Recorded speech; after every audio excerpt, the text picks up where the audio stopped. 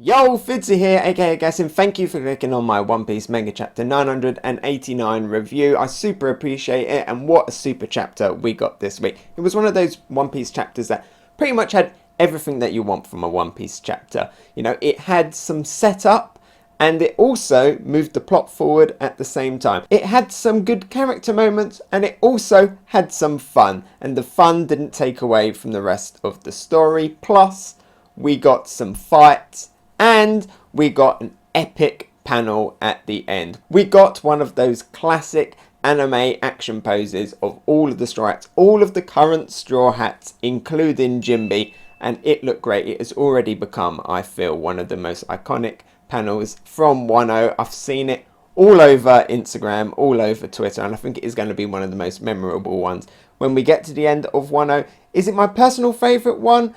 No, not really. I really like the one where the 9 red scabbards were pushing their swords into Kaido and knocking him off the balcony. For me, that is one of the most iconic ones so far in Wano. And when we first saw Kaido in his dragon form, there is a lot of hype in there. The main thing, of course, is that Jinbe is there. Finally, we get to see a shot with Jinbe with the rest of the Straw Hats, and he looks good. He really fits in. And what I like about the Straw Hats now is you've got Jinbe there, and you've got Franky in the Shogun Franky in the background, and they look like a new world pirate crew because they've got crazy height and big variation. You know, you've now got a fisherman there, you've got a robot. It just, Luffy's crew now, kind of, when you look at this panel, it's like you're looking at Whitebeard's crew or Roger's crew. It has that kind of feel. I think it is just because you've got Shogun Franky in the background looking massive, and it just looks like a diverse classic One Piece crew that you're so used to seeing with all of the other Yonkos and all of the other big characters. What's also interesting as well is you've got Luffy at the front, you've got Zoro to the side as expected, but on the other side it's not Sanji, it's Jinbe, and then it's Sanji, so that's very interesting. It is kind of right that, you know, Jinbe is up near the front because he's the newest member, and, you know, he's like Luffy's like guardian. He's been looking out for Luffy. He's like a little bit like Luffy's senpai in a way, in many aspects. I guess in a way this does kind of, or at least put some fuel on the fire towards the concept of the monster quadrio. Is it a perfect panel? No, because there's one little thing in this that is really bugging me, and I say little because that is Nico Robin. She looks absolutely tiny in this panel. It's some kind of weird thing to do with the perspective, I think, but for some reason she's standing in between Luffy and Zoro, and she just looks tiny. She looks like an absolute child. You have Nami as well off to the side, and she looks tiny. It's a shame that neither of the women were up front. It would have been nice to have one of them up the front, but Robin just looks so small. It's even weirder because Usopp is standing just behind Zoro as well, and he's like not that different in terms of height. And then Robin is also standing in front of Chopper, who is in Kung Fu Point, and Chopper in Kung Fu Point is much taller than Robin here, which is throwing me off because I always remember Kung Fu Point Chopper as being a lot smaller than that. I looked it up, and here he's basically the same height as Sanji, so I guess size inconsistency doesn't really apply to Chopper since he can change his size anyway, but having him already established as not being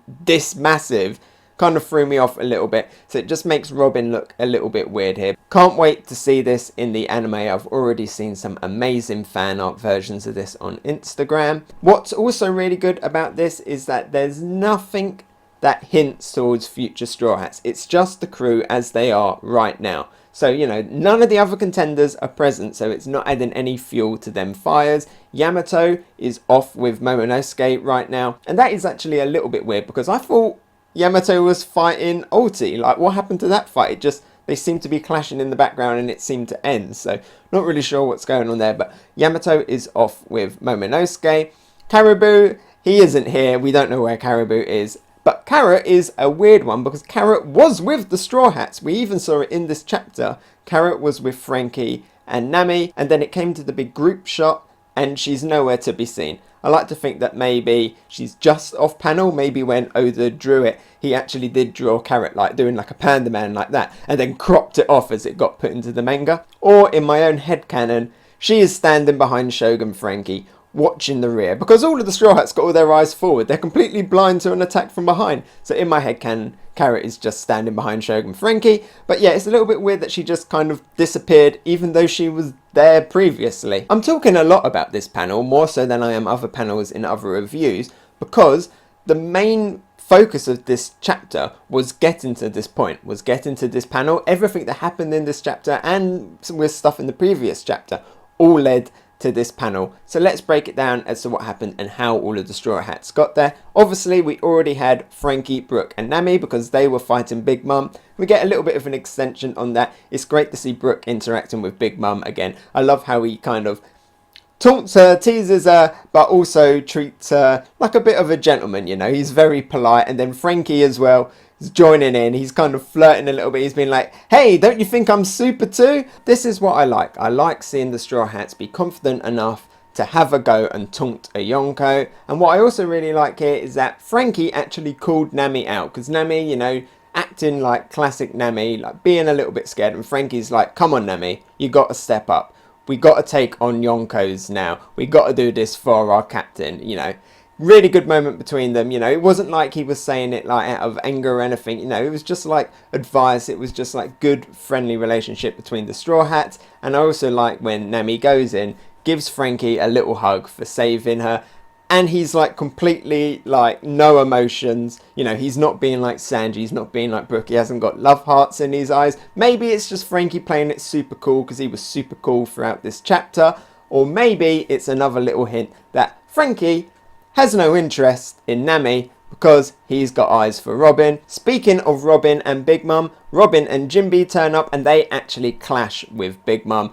Really good to see in a way because it's awesome to see Robin back in the fight and she does a move that is very similar. In fact, I think it's identical to the one that she did in Sky Pier. But unfortunately, even though it's cool to see Robin using her powers and using some of her old powers from pre-time skip and using them once again in really unique and creative ways, unfortunately, it has to be on Big Mum, and it kind of turns Big Mum into a little bit of a joke again, because what happens is Big Mum goes rolling off like a bowling ball, off into the distance and like off at like a cliff or something. Don't know, she just goes rolling on for ages and doesn't really put up any fight back. I mean, great. It's great to see Robin fight a Yonko and basically get a win out of it, but at the same time, does it have to be Big Mum and does she have to be a joke again? I mean, Kaido's up on the roof fighting minks, fighting samurai, whereas Big Mum is just a big punching bag right now. But I am so happy that it was Big Mum and not Olin after she got hit in the face by the bike. I'm so glad that Olin didn't come back from that. And Jinbe even says that Big Mum is going to come back. You know, she's a bulky girl. She'll be able to tank that and she'll be back even angrier. So hopefully we'll get more of a fight. And we'll get my dream fight where we get the Whole Cake Island crew fighting Big Mum, actually finishing off that arc. Speaking of Whole Cake Island, we get a little bit of confirmation as to what happened between Jinbe and Big Mum back when we left Jinbe in Whole Cake Island. What Big Mum says is, how dare you destroy my fleet? Which I'm assuming means that when Luffy and the Sunny got out of there and it was safe, Jinbe and the rest of the Sun Pirates created some massive whirlpool or great, messed up like all of the tides and everything and sunk almost every single ship of Big Mum's fleet, which might explain why when she turned up to Wano, she was only in one ship. So another good win for Jinbe as well. It's a shame it was off screen. I would have liked a tiny little flashback, even if it was 1 or 2 panels just showing what was actually going on. Maybe the anime can fill that gap.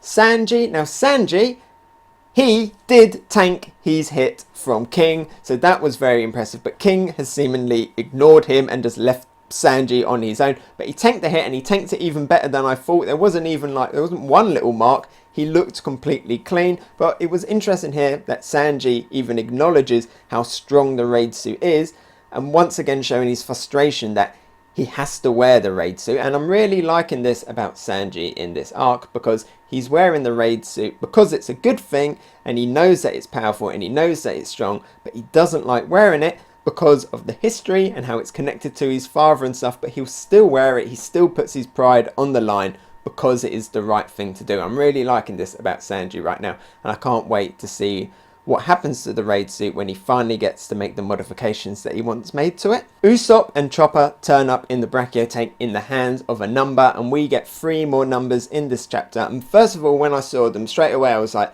they're mouths. They kind of look like Oni mouths. Like if you look at their teeth and you look at the masks that Okikanojo and Oden wore, they're like Oni masks. If you go into Google and you type in Oni, you get loads of pictures of that mask with that kind of face up. And I was like, oh, hang on, is this like a clue as to what the numbers were? And then Franky is like, hey, this is reminding me of Thriller Bark. You know, these are reminding me of Oars. It's like, yeah, it is. And this is something that I was talking about in another video. And then Big Mum steps in because, you know, she is like the expert, apparently, of all races in the One Piece world. And she seems to know a lot of what's going on in Kaido's crew. She's like, so are these the ancient giant failures that you created? That is awesome. I literally only just did a video talking about Wano's connection to ancient giants and how I think that there might be a connection between ancient giants, Onigashima and Kaido. I'm super hyped that we're getting ancient giant lore here in Wano. It's something that I really wanted, especially with the connection to Oars and finding out more about them. But I don't want to take up too much time talking about it in this review, or it's going to be one really long review. So I have already done a video about it and it was quite recent, so I'll link it down into the description. I'll probably have it at the end as well, so go check that out if you want to hear the rest of my thoughts. Basically, in a nutshell, Onigashima, I think that there is a connection between the ancient giants and the word Onigashima, and that is potentially some kind of ancient land of like demons, some lost kingdom, and Kaido might even have a connection to it as well. It's all explained in that video. I'm so happy that we're actually getting this lore. I said that now was the perfect time to try and get that stuff and find out more about them, and we're getting it. And also it adds some extra stuff into it that I didn't even think about, and that is the fact that it links to Punk Hazard, and in Punk Hazard we had some other giants called the Yeti Cool Brothers, so maybe there's a connection with these two. We don't know who these people were, we don't know anything about them other than that they are an unknown race of giants, and maybe they're ancient giants, maybe they link to the numbers in somehow. Are we going to see them again? Big question marks. Are we finally going to get those face reveals of the Yeti Cool Brothers? Super exciting for One Piece lore. Additionally, Big Mum also calls them failures, and that's quite interesting as well, because to me they don't look like failures. You know, everyone's saying that they look like oars and that they're massive and that they're ancient giants, but why are they failures? So maybe there's a weakness in there somehow. The only downside with the numbers is that I don't really like their designs. They look a bit kind of simplistic and goofy, but maybe they'll have like different forms or transformations. We don't know anything about them. They could have like zones, like when we saw the silhouettes, some of them look similar, but some of them definitely look more like monsters. So I'm sure there's a lot more stuff to find out about these characters. Luffy and Zoro. Luffy is trying to get up to the roof to go help out Kinemon and to go fight Kaido, and in doing so he goes in for a Gomu Gomu rocket and he ends up on the stage with Queen and completely ignores Queen. Really funny scene. And as he's about to go up, all of a sudden Zoro appears and Zoro's like, hey Luffy, and Luffy's like, hey Zoro, and they're both now completely ignoring Queen. And Zoro's like, you're gonna go fight Kaido, I'll go with you. Luffy's like, sure, and they start to go up. And I think this here foreshadows the fact that we are indeed going to get Luffy and Zoro fighting Kaido at the end. And that makes sense, and I'm completely okay with that. After all, Zoro, he is also a supernova, and we all think that it's going to be the supernovas versus Kaido, so it makes sense that Zoro would be there. And also, Zoro's been there from the beginning. It was Luffy and Zoro at the start. It'd be great if when they actually take down their first Yonko, Zoro is there as well to see it, as long as Luffy gets the final blow. I still want Luffy to get the final blow, but seeing Zoro in the fight would be pretty epic and doing quite a lot of damage on Kaido. So yeah, I think that is now foreshadowed, and I'm pretty sure at the end we're going to have Luffy, Zoro, Law, Kid, Killer, and maybe X-Drake all going against Kaido. Hawkins and Apu are currently unknowns, and if any of the others will turn up. But they can't get up to the roof to fight Kaido because as they're going up, Queen very quickly, and I mean very quickly, transforms into his Brachiosaurus form and grabs them mid-air. And then there's a weird little scene here where Queen grabs them mid-air, and then like the next page is when we see Luffy and Zoro in that panel with all of the rest of the Straw Hats, and it's like, wait, hang on a second, how on earth did they get there? Weren't they in Queen's mouth? Well, in one panel, one tiny panel with Queen at a distance. You see Queen spit them out, and that's a bit weird. You could have at least shown that in a little bit more detail. Also, why Queen? Why did you let them go? You had them captured in your mouth. Just give them a squeeze, give them a crunch. You could have been digesting them. What happened there? Like, it would have been nice maybe seeing Zoro at least like slash the inside of Queen's mouth, or Luffy go in balloon to like pop the mouth open. Again, this could be another thing that the anime actually expands on, but it was a little bit weird. I actually have to go back to double check because I didn't notice it the first time. So in one chapter, both King and Queen seem to have like completely ignored and let members of the Straw Hat go, just so that they can get to this panel at the end. I also think the fact that Luffy can't go up to the top right now also foreshadows a potential way the story might go. At the end, we have Luffy say that everybody else cover Luffy while he goes up the top, and obviously Zoro is going to go with him. And I think this now means, and kind of unfortunately as well, that we aren't going to find out what's happening up on the roof until Luffy finds out what is happening up on the roof. I think that would be kind of cool, because I can kind of imagine how it would be, but it's disappointing because it means that we'll have to wait even longer to get Sulong, Nekomamushi and Inuarashi, especially after how it was teased in that chapter, at the end of that chapter, when we thought that we were going to see them. So what I think is going to happen is we're going to see a lot of the fighting downstairs, and that's kind of giving me like Fishman Island vibes, you know, having all of the Straw Hats together fighting like a big group of enemies. And then eventually Luffy and Zoro will get up the top, maybe Law, maybe Kid as well will meet them up there. And then when he gets up there, everyone will be defeated. The Minks will be defeated, the Scabbards will be defeated, and there in the middle will be Kaido, cut, bruised, but still standing, waiting for the supernova to fight, and he's still ready to go. That'll be an epic shot. That'll be an epic way to maybe end an act. And then we will get a Zoe type situation where we will see the fight in flashback form, like we did with Nekomamushi and Inuarashi's first fight with Jack. Maybe like Kinemon will be on the floor. Luffy, let me tell you the story of how I got my ass kicked. I think that's the way it's going to go, although it is a little bit disappointing because it does mean we have to wait a little bit longer to actually see what's going on up on the roof. Also, it makes sense that Zoro would go with Luffy to fight Kaido, because it answers the question of who is Zoro's opponent actually going to be. Originally I thought it was going to be Orochi, but Orochi is currently incapacitated. King brings in loads of other flying ones, including one that looks like a flying pig, and they're all patrolling the sky. So Sanji, he's a flying character, so I think that again hints that it's going to be Sanji versus King. So Zoro helping Luffy, going up to the roof to fight Kaido, and then seeing everybody defeated, and then going into like a new act or something. I think that's the way it's going to go.